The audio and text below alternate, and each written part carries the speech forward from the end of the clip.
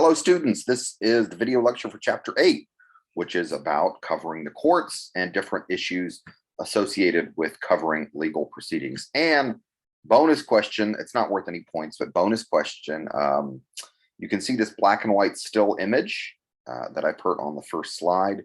What film is this image from? Okay, question at the end of the lecture, what film is this image from? First up, we have the Sixth Amendment. In all criminal prosecutions, the accused shall enjoy the right to a speedy and public trial by an impartial jury. Now, this creates a situation. We have a tension between the First Amendment, number one, and the Sixth Amendment. The First Amendment, as you all know, is about the freedom of the press and freedoms that journalists and people who work in the media enjoy in the United States. Well, if they're allowed to cover legal proceedings, but then people also have a right to a public trial by an impartial jury, that creates some tension. How can you be covered by an impartial jury if you've already been convicted in the court of public opinion, as it were? Like if there's massive press coverage about a trial and you're already depicted as the villain or the perpetrator of some horrible crime, that could theoretically taint potential jurors who haven't even been selected yet. So how can you have a fair trial and then also allow freedom of the press? So we will explore some of those tensions in this lecture. I just mentioned the conflict, the essence of the conflict. And I also want to say, I'm looking at some notes here from the textbook. Media and media coverage can affect people's attitudes towards policing and towards the criminal justice system in general. For example, people of color are often overrepresented in stories about crime, overrepresented. However, I remember learning many years ago when I was an undergraduate myself that white collar crime, financial crimes, things like embezzlement, tax evasion, things like that, white collar crime costs the United States government far, far more than sort of lower petty crimes or maybe even violent street crimes. But we get more press coverage of the street crimes, things like burglary and robbery and things like that, than of white collar crime. So this kind of constant press coverage can affect people's opinion and it can affect your judgment. And then, as I mentioned previously, when you're tried in the media, it can affect potential jurors. So that is definitely something that the courts and journalists should be aware of. One bit of advice, one important bit of advice here. I got this from some of my colleagues, some other journalism professors. Do not talk to jurors during a trial. Okay, say you are a young journalist, this is your first job out of college, or maybe you are even covering a criminal proceeding for a class, like a class in JMS. Sometimes jurors are sequestered. That means they're put in a hotel room and kept kind of secluded from the outside world so that other opinions and press coverage does not affect them. But they're not always sequestered. Okay, so maybe you're covering a trial, you see someone who's a juror, and then you're going to lunch or getting coffee next to the courthouse. You see the person, you want to walk up and talk to them. Do not talk to jurors. Okay, worst case scenario, you could cause a mistrial by interfering with the judicial proceeding. So even if you have the opportunity to talk to a juror, look, the person's right there. I need a quote from my class project. Don't talk to them. Okay, do not talk to jurors. I'm going to talk about a very, very famous court case that had a massive amount of press coverage from the mid-90s. But before I talk about that, I want to talk about this much older case.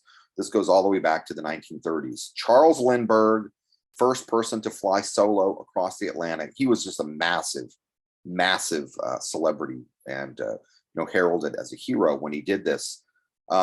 His child, I think it was a daughter, was kidnapped. Okay, his daughter was kidnapped. They apprehend this man, Bruno Hauptmann. He's put on trial for the kidnapping.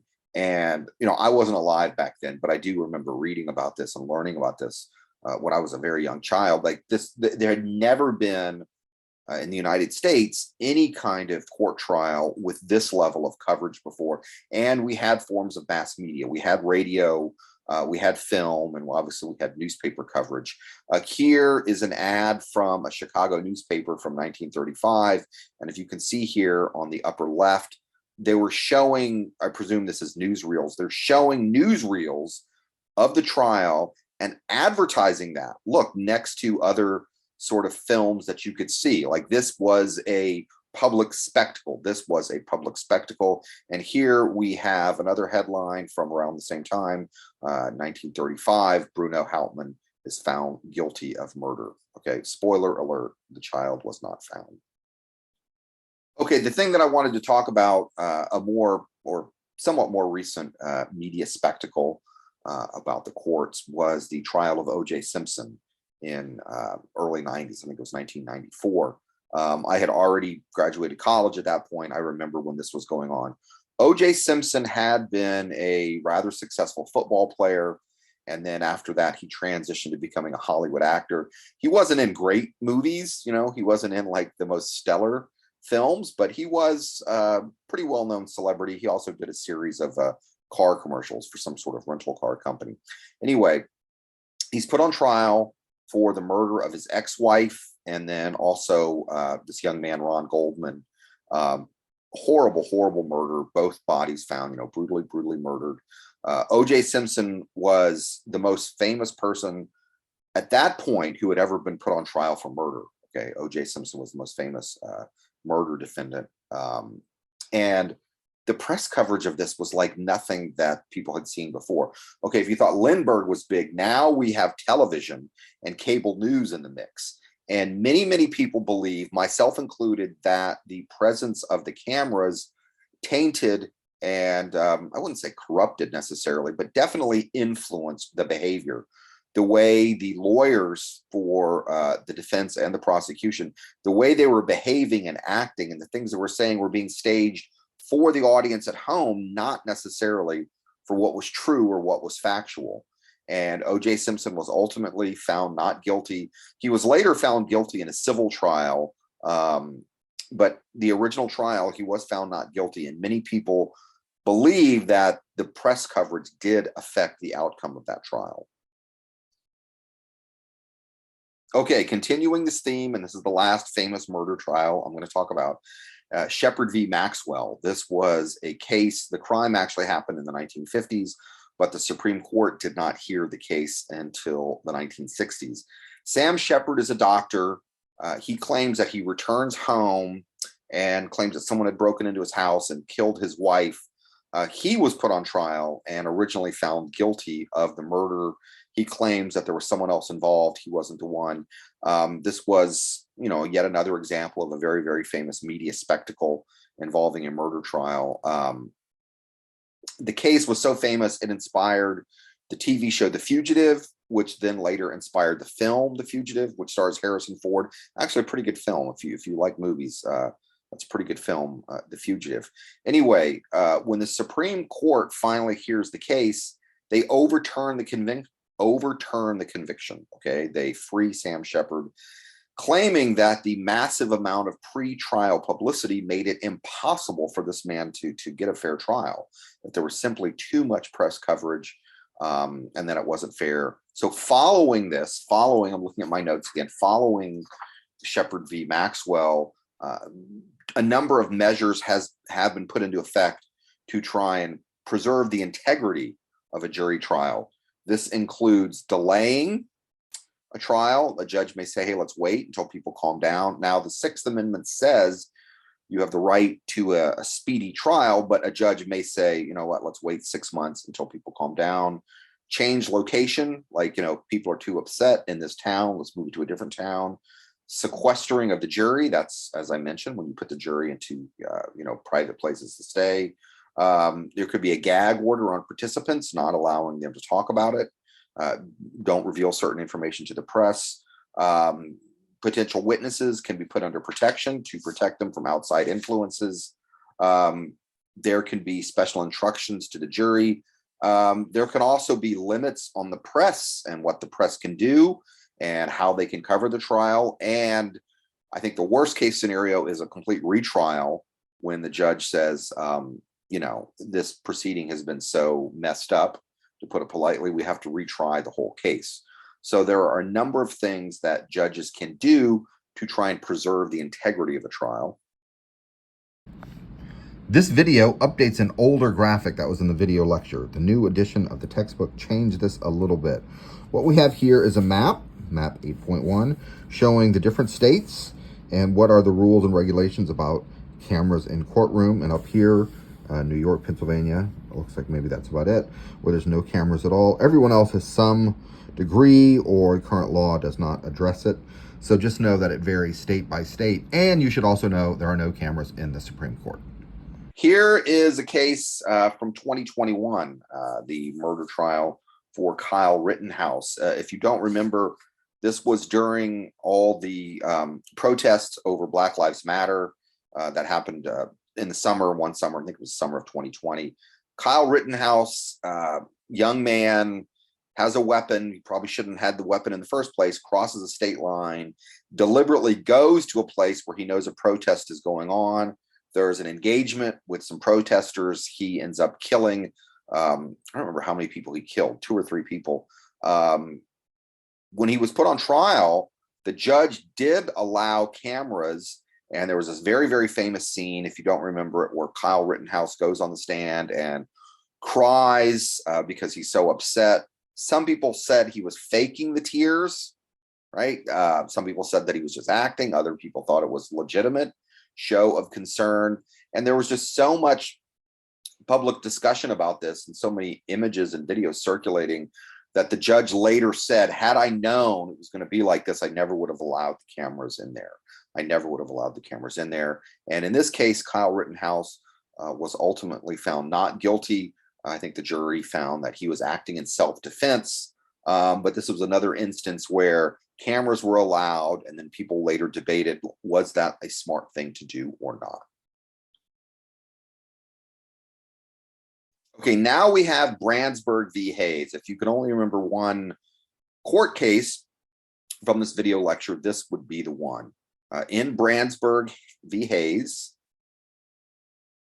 the Supreme Court ruled that freedom of the press did not create a constitutional privilege protecting reporters from having to testify in grand jury proceedings about the identity of a news source or information received in confidence. Now, this is very specific to a grand jury proceeding and very specific to the identity of an otherwise anonymous source, that courts can rule that reporters have to reveal the identity of a source, okay? Now, following Brandsburg, a number of states did enact something called shield laws. 17 states already had something like a shield law. Now a majority of the states do. There is no federal shield law. Okay, there's no shield law at the federal level, but some version of this does exist in most states. Now, what this means is that a reporter has a privilege in some instances to keep the identity of an anonymous news source anonymous. In some instances, you know, there may be a case where someone comes forward to reveal some very damaging, very, very important information, but doesn't want their identity revealed. So they say, I will only reveal this and anonymously. So a shield law is something that allows the journalist to maintain that type of anonymity and maintain the privilege. And again, like with everything else, these are all subject to debate, and it varies state to state, and it varies by the specific wording of the state's shield law.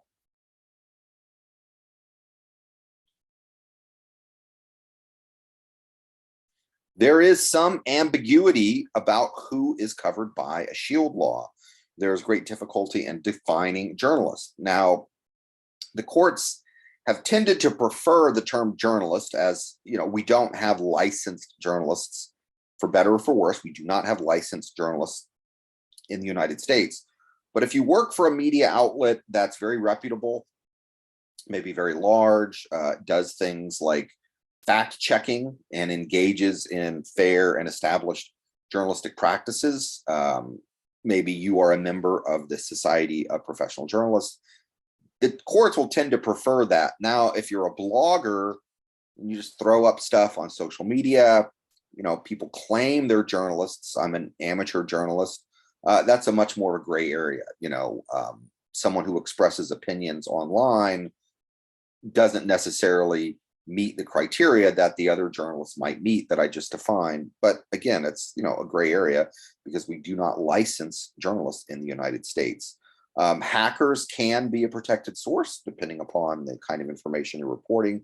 And the reporter's privilege can also be waived if someone originally says, I'm an anonymous source, and then maybe they later change their mind and come forward of their own free will, then the reporter's claim to privilege kind of goes away.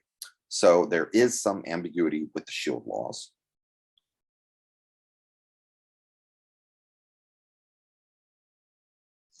Now, in many areas of the law, like when we talk about obscenity or other things like this, juveniles, people underage, are considered kind of a special demographic, and they may need special concerns. Courts generally limit access to juvenile proceedings. They're not automatically considered open, and I think there's some good reasons for that. You know, if someone's young and commits a crime, you don't want to, like, you know, tarnish them for the rest of their life. Maybe they stole a car. You know, they have plenty of time to make amends and become a reputable, good, upstanding citizen of the community. So that there are different rules when it comes to covering juveniles. And again, it varies by state to state.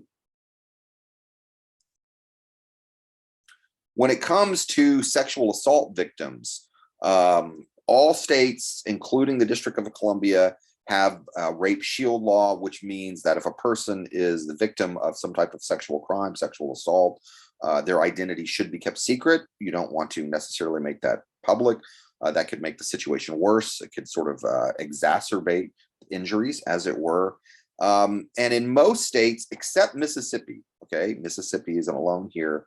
In most states, there are rules about questioning a witness's past sexual activity. Just because you engaged in certain type of behavior in the past shouldn't tarnish your reputation or make you any less reliable or less reputable. But I think you could see how maybe an unscrupulous or sort of unethical lawyer might question that. Like, you know, hey, you dress like this, you did this in the past, therefore you were clearly asking for this activity which happened to you. So all the states except Mississippi don't allow that line of questioning. And as I mentioned, the victim's identity is generally shielded.